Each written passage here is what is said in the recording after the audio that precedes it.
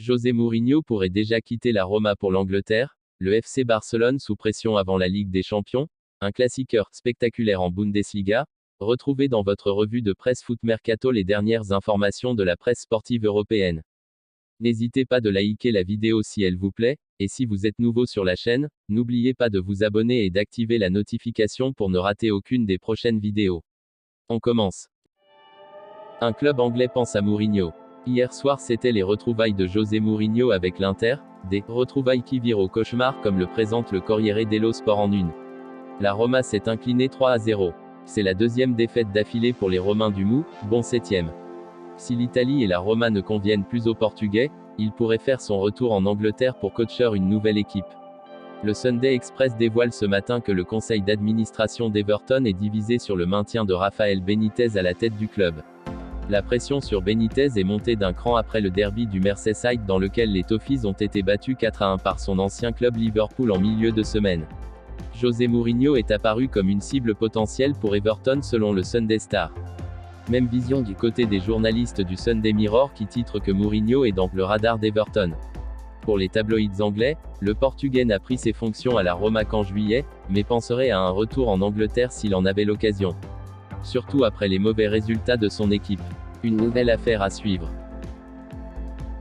Le Barça a des inquiétudes. Le Barça s'est incliné 1-0 face au Betis hier après-midi. C'est le coup de frein comme l'écrit Mundo Deportivo. Pour le journal catalan, Xavi a effectué des rotations en pensant au match contre le Bayern et son bloc n'a fonctionné que lorsque Dembélé est entré sur le terrain. De plus, la pépite du FC Barcelone, Gavi, est sorti après un KO lors de la première période du match. C'est comme un coup de bâton avant la finale contre le Bayern en Ligue des Champions pour le quotidien Sport. La presse pro-barcelonaise est inquiète avant le voyage des Blaugrana en Bavière. Le Bayern Munich avec de l'assurance. En Allemagne, les Munichois ont une nouvelle fois montré à quel point ils sont cliniques devant le but. C'était le classiqueur Dortmund-Bayern hier en Bundesliga. Un match d'un haut niveau délirant pour le journal Bild. Le Bayern Munich est l'heureux vainqueur sur le score de 3-2. Selon le média allemand, les Bavarois ont fait étalage de leur jeu spectaculaire, avec beaucoup d'actions à plein régime, surtout en première mi-temps. Le BVB a su aussi répondre aux attentes en étant toujours capable de jouer la défensive du Bayern avec 2 ou 3 passes rapides. Les quotidiens allemands ont souligné la brillante prestation d'un joueur de Dortmund malgré la défaite, et non ce n'est pas le buteur à Haaland, mais Jude Bellingham. C'est l'Anglais de 18 ans qui est à l'origine des 2 buts du Borussia. Pedri a déjà tout d'un grand. Mais à 19 ans, il vient de remporter le trophée Copa, attribué par France Football au meilleur jeune joueur de l'année. Il succède à Mbappé et De Ligt, lui qui sort d'un invraisemblable exercice à 73 matchs pour sa première saison avec le FC Barcelone.